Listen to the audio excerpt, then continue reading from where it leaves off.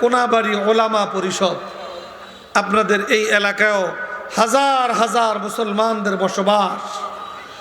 এই মুসলমানদের ঈমান ইসলাম শিক্ষা দেওয়া, তাদের সামনে হক হক্কানিয়াত তুলে ধরা, তাদের সামনে ইসলামের পূর্ণাঙ্গ বিধিবিধান তাদের সামনে তুলে ধরা, ইসলাম একটা পূর্ণাঙ্গ জীবন ব্যবস্থা, এটাকে সমাজের সামনে তুলে ধরা এবং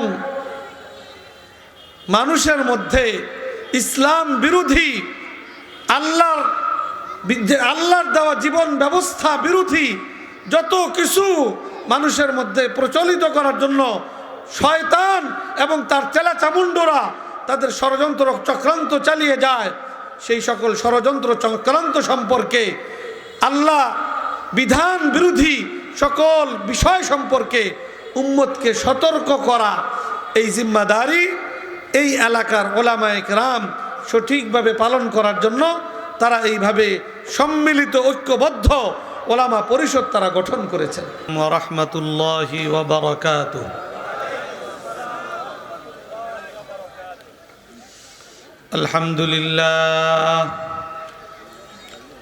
আলহামদুলিল্লাহ নাহমাদুহু ওয়া নাস্তাঈনুহু ওয়া নাস্তাগফিরুহু ওয়া নু'মিনু বিহি ওয়া নাতাওয়াক্কালু আলাইহি ওয়া নাউযু বিল্লাহি মিন শুরুরি আনফুসিনা ওয়া মিন সাইয়্যিআতি আ'মালিনা। من يهده الله فلا مضل له ومن يضلل فلا هادي له ونشهد أن لا إله إلا الله وحده لا شريك له ونشهد أن سيدنا ومولانا محمدا عبده ورسوله أرسله بالحق بشيرا ونذيرا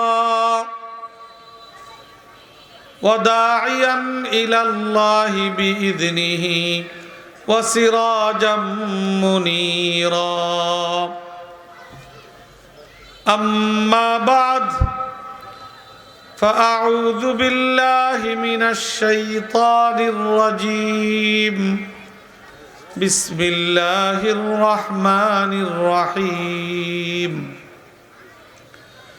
يا أيها الذين آمنوا ادخلوا في السلم كافة ولا تتبعوا خطوات الشيطان إنه لكم عدو مبين.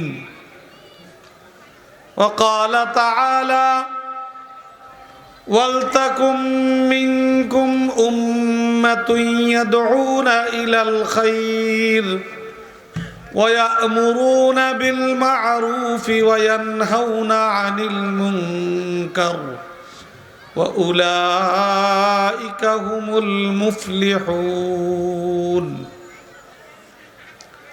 وعن أبي هريرة رضي الله تعالى عنه قال رسول الله صلى الله عليه وسلم من يأخذ عني هؤلاء الكلمات فيعمل بهن أو يعلم من يعمل بهن. فقال أبو هريرة فقلت أنا يا رسول الله فأخذ بيدي فعد خمسا وقال اتق المحارم تكن أعبد الناس وارض بما قسم الله لك تكن أغنى الناس وأحسن إلى جارك تكن مؤمنا وأحب للناس ما تحب لنفسك تكن مسلما ولا تكسر الضحك فإن كثرة الضحك تميت القلوب. أو كما قال عليه الصلاة والسلام سبحانك لا علم لنا إلا ما علمتنا إنك أنت العليم الحكيم আমরা সকলেই অত্যন্ত আজমত এবং মোহাব্বতের সাথে একবার রসুল করিম সাল্লাল্লাহু আলাইহি ওয়াসাল্লামের প্রতি দুরূদ ইব্রাহিমি পাঠ করি। আল্লাহুম্মা সাল্লি আলা মুহাম্মাদিন ওয়া আলা আলি মুহাম্মাদ কামা সাল্লাইতা আলা ইব্রাহিম ওয়া আলা আলি ইব্রাহিম ইন্নাকা হামিদুম মাজিদ। اللهم بارك على محمد وعلى آل محمد كما باركت على إبراهيم وعلى آل إبراهيم إنك حميد مجيد। الحمد لله। কোনাবাড়ি ওলামা পরিষদের উদ্যোগে আয়োজিত 2 দিনব্যাপী ইসলামী মহাসম্মেলনের সম্মানিত সভাপতি, উপস্থিত ওলামায়ে কেরাম, উপস্থিত এলাকার মুরব্বিয়ানে কেরাম, দিনদার ভাইয়েরা, পর্দার আড়ালের আমার অত্যন্ত সম্মানিতা মা ও বোনেরা, আমাদের কর্তব্য মহান রব্বুল আলামিনের দরবারে শুকর গুজারি আদায় করা, যিনি আমাদেরকে অনুগ্রহ করে এই সুন্দর নুরানি মুবারক মাহফিলে সমবেত হয়ে ওলামায়ে কেরামের সান্নিধ্যে বসে কোরআন সুন্নাহর আলোচনা শুনবার, নিজেদের জীবন চলার পাথেও গ্রহণ করবার আল্লাহ তাআলা যে আমাদেরকে সুযোগ দিয়েছেন, তৌফিক দিয়েছেন, এই জন্য দিল থেকে আল্লাহর শুকরিয়া আদায় স্বরূপ সকলেই বলি আলহামদুলিল্লাহ। আল্লাহ রাব্বুল আলামিন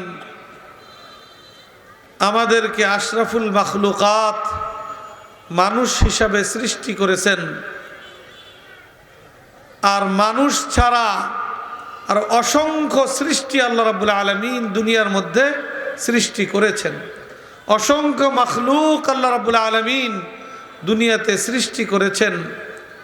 তবে মানব জাতি বিশেষ করে তাদেরকে আল্লাহ রাব্বুল আলামিন এই দুনিয়া এবং আসমান জমিন সবকিছু সৃষ্টির অন্যতম উদ্দেশ্য হিসাবে সাব্যস্ত করেছেন, ঘোষণা করেছেন। এবং মানব জাতির জন্য আল্লাহ রাব্বুল আলামিন যেমনিভাবে দুনিয়ার জীবন দান করেছেন, এই দুনিয়ার জীবনের পরে মানব জাতির জন্য পরকালীন জীবন আল্লাহ রাব্বুল আলামিন ঘোষণা করেছেন। সেই পরকালীন জীবনের সূচনা হইল কবর জগতের মাধ্যমে। মৃত্যুর পরে পরকালীন জীবনের প্রথম ঘাঁটি হলো কবর জগৎ, তারপরে হাসরের ময়দান, তারপরে পুলসিরাত পাড়ি দেওয়া, তারপরে সর্বশেষ জান্নাত এবং জাহান্নামের মধ্য দিয়া অনন্তকালের সূচনা হওয়া। তার শুরু আছে কিন্তু তার কোনো শেষ নাই। আল্লাহ রাব্বুল আলামিন মানব জাতির জন্য ওই পরকালীন জীবনের সফলতা এবং ব্যর্থতা, কামিয়াবি এবং নাকামি, এটা আল্লাহ রাব্বুল আলামিন সুস্পষ্টভাবে জানিয়ে দিয়েছেন যে পুরাটাই নির্ভর করে মানুষের দুনিয়ার জীবন পরিচালনার উপরে। মানব জাতি যদি তার এই দুনিয়ার জীবনটাকে সঠিকভাবে পরিচালিত করতে পারে,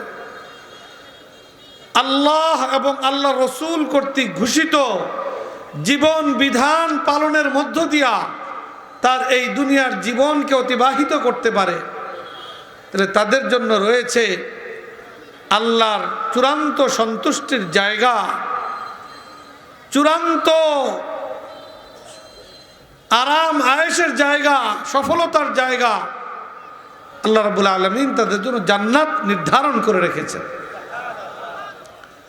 আর এর বিপরীত কোনো মানুষ যদি তার এই দুনিয়ার জীবনটাকে সঠিকভাবে কাটাতে ব্যর্থ হয়, আল্লাহ এবং আল্লাহ রসুল কর্তৃক নির্ধারিত জীবন ব্যবস্থা প্রতিপালনে যদি সে ব্যর্থ হয়, এই ব্যাপারে যদি সে গাফেল হয়, তাহলে তার জন্য জাহান্নাম অবধারিত, অনন্ত শাস্তির জায়গা, চূড়ান্ত শাস্তির জায়গা জাহান্নাম তাদের জন্য অবধারিত। এই জন্য আল্লাহ রাব্বুল আলামিন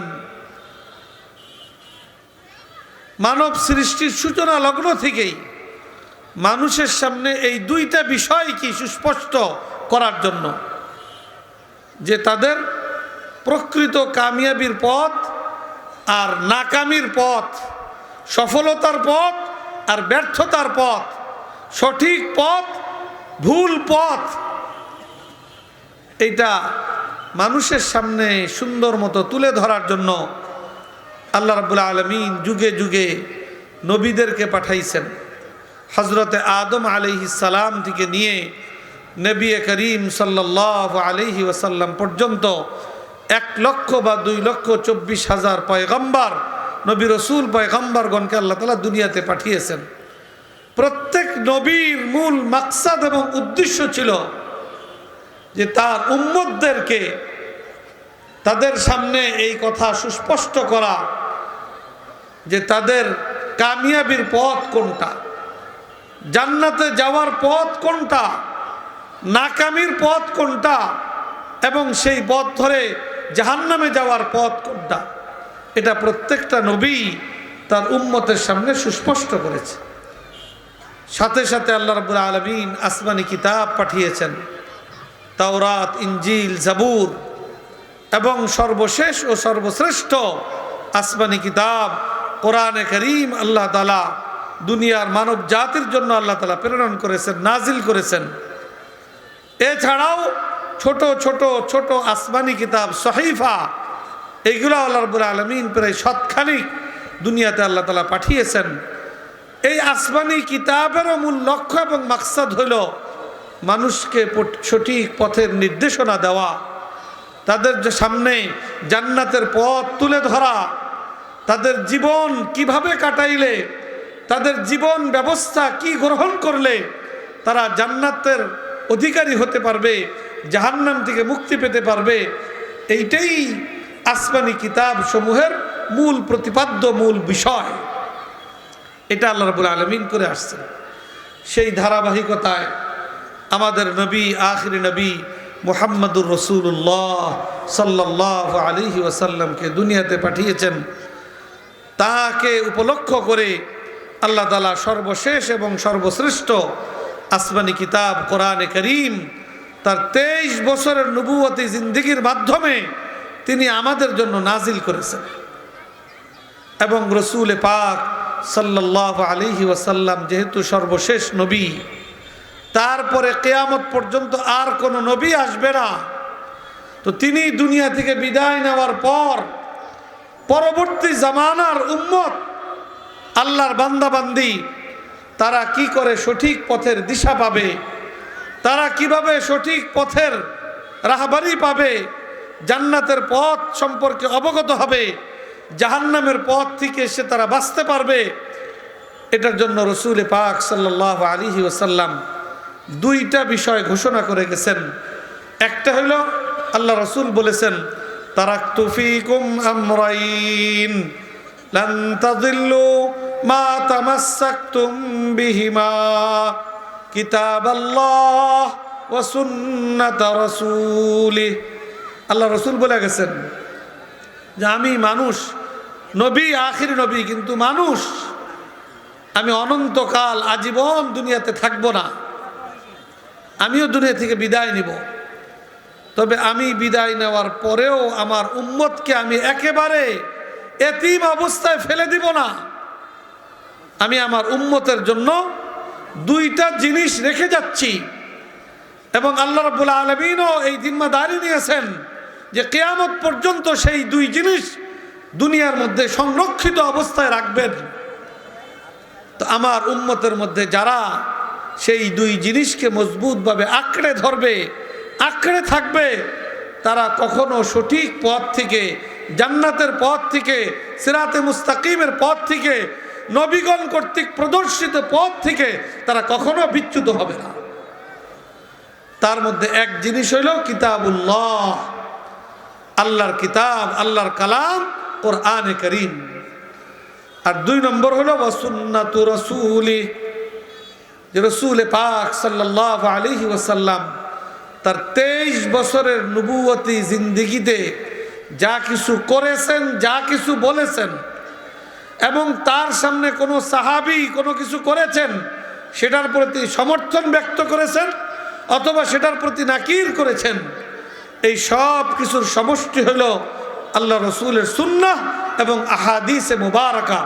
আল্লাহ রসুল বলেন, আমি এই জিনিসও আমার উম্মতের মধ্যে রেখে যাচ্ছি এবং আল্লাহর পক্ষ থেকে এই ঘোষণা হয়েছে যে এই দুই জিনিস আমি কিয়ামত পর্যন্ত উম্মতের মধ্যে, আমার বান্দাবান্দীদের মধ্যে আমি সংরক্ষিত অবস্থা রাখার ব্যবস্থা করব। এই দুই জিনিস আল্লাহ রাব্বুল আলামিন আল্লাহ রসুলের মাধ্যমে আমাদের মধ্যে চালু করেছেন এবং আলহামদুলিল্লাহ কোরআন দুনিয়াতে আসছে আজ থেকে প্রায় ১৫০০ বছর আগে। এখন হলো 1445 হিজরি চলছে, নবুয়াত শুরু হয়েছে হিজরি সন শুরু হওয়ারও আরো 13 বছর আগে, তাহলে প্রায় 1450 বছর পাড়ি দিয়ে আরেকটু বেশি হয়ে গেছে। এই ১৫০০ বছর আগে কোরআনে পাক আল্লাহ রাব্বুল আলামিন যেভাবে নাজিল করেছেন, রসুল পাক সাল্লাল্লাহু আলাইহি ওয়াসাল্লাম সাহাবায়ে কেরামকে আল্লাহর কোরআন যেভাবে শিক্ষা দিয়েছেন, সাহাবায়ে কেরাম আল্লাহ রসুল থেকে যেভাবে কোরআন শিখেছেন, আলহামদুলিল্লাহ আল্লাহ কর্তৃক এই কোরআন সংরক্ষণের এই জিম্মাদারি পালন করার কারণে, সংরক্ষিত অবস্থায় পৃথিবীতে থাকার কারণে আজকে ১৫০০ বছর পরেও আমরা এসে হুবহু কোরআন আমরা ওইভাবেই পাচ্ছি, ওইভাবেই শিখতে পারতেছি যেভাবে সাহাবায়ে কেরাম রসুল পাক সাল্লাল্লাহু আলাইহি ওয়াসাল্লাম থেকে শিখেছেন। আল্লাহ রসুল এই কোরআনের ব্যাখ্যা বিশ্লেষণে, কোরআনের বিধানের বাস্তব নমুনা উপস্থাপনে তিনি যা কিছু করেছেন, বলেছেন, সাহাবীরা যেভাবে আল্লাহ রসুল থেকে শুনেছেন এবং সাহাবায়ে কেরাম তাদের পরবর্তীদের কাছে শুনিয়েছেন, আল্লাহ রসুলের প্রত্যেকটা কাজ কথা আমরাও ১৫০০ বছর পরে এসে ওই সকল আল্লাহ রসুলের কথা কাজ আমরা হুবহু ওইভাবেই জানার এবং শিখার আমরা সৌভাগ্য লাভ করতেছি। আল্লাহ রাব্বুল আলামিন এই কুদরতি ব্যবস্থাপনা করেছেন। রসুল পাক সাল্লাল্লাহু আলাইহি ওয়াসাল্লাম তার উম্মতকে আশ্বস্ত করে গেছেন যে আমি এই দুই জিনিস আমার উম্মতের জন্য রেখে যাচ্ছি, এই দুই জিনিসের উপরে যতদিন আমার উম্মত টিকে থাকবে, এই দুই জিনিসের উপরে যতদিন আমার উম্মত অটল থাকবে, এই দুই জিনিসকে মজবুতভাবে যতদিন আঁকড়ে থাকবে, ততদিন তারা সঠিক পথ থেকে বিচ্যুত হবে না। পাশাপাশি রসুল পাক সাল্লাল্লাহু আলাইহি ওয়াসাল্লাম এই ঘোষণাও করেছেন যে এই কোরআন এবং সুন্নাহ এটা উম্মতের মধ্যে সংরক্ষিত অবস্থায় থাকা, এর শিক্ষা এবং চর্চা হওয়া, এই ক্ষেত্রে আমার উম্মতের মধ্যে এক জামাত থাকবে যারা উম্মতের ওলামা হবে, তারা নবীদের ওয়ারিস হিসাবে, নবীরা যেভাবে উম্মতের তত্ত্বাবধান করত, উম্মতের সঠিক রাহবরি করত, উম্মতের সামনে জান্নাতের পথ উন্মোচিত করত, জাহান্নামের পথ থেকে তাদেরকে সতর্ক করত, আল্লাহ কর্তৃক আল্লাহর পক্ষ থেকে নাজিলকৃত জীবন বিধান উম্মতের সামনে যেভাবে পেশ করত, আমার পরবর্তী আমার উম্মতের উলামায়ে কেরাম আমার ওয়ারিস হিসেবে তারা কিয়ামত পর্যন্ত এই জিম্মাদারির ধারাবাহিকতা পালন করে যাবে। তো সেই ধারাবাহিকতারই একটা হলো কোনাবাড়ি ওলামা পরিষদ। আপনাদের এই এলাকায়ও হাজার হাজার মুসলমানদের বসবাস, এই মুসলমানদের ঈমান ইসলাম শিক্ষা দেওয়া, তাদের সামনে হক হক্কানিয়াত তুলে ধরা, তাদের সামনে ইসলামের পূর্ণাঙ্গ বিধিবিধান তাদের সামনে তুলে ধরা, ইসলাম একটা পূর্ণাঙ্গ জীবন ব্যবস্থা এটাকে সমাজের সামনে তুলে ধরা এবং মানুষের মধ্যে ইসলাম বিরোধী